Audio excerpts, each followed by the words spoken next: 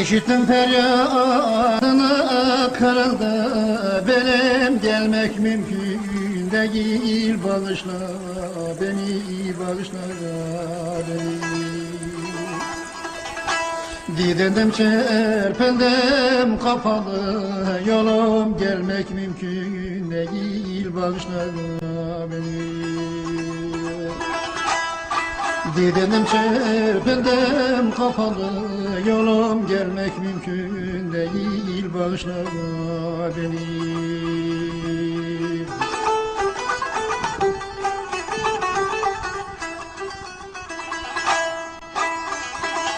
Hıçkırığı yaktı beni, bitirdin özümden ruhumu, aldı götürdü canım, götürdü. Yüzünü görseydim bana yeter de, gelmek mümkün değil, bağışla beni. Yüzünü görseydim bana yeter de, gelmek mümkün değil, bağışla beni.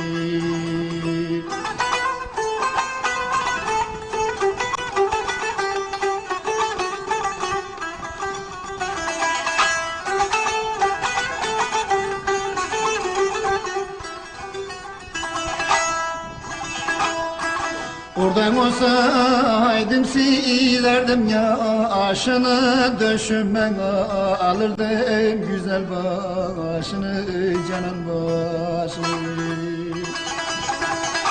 Gelseydim öperdim toprak taşını, gelmek mümkün değil, bağışla beni. Gelseydim öperdim toprak taşını, gelmek mümkün değil, bağışla beni.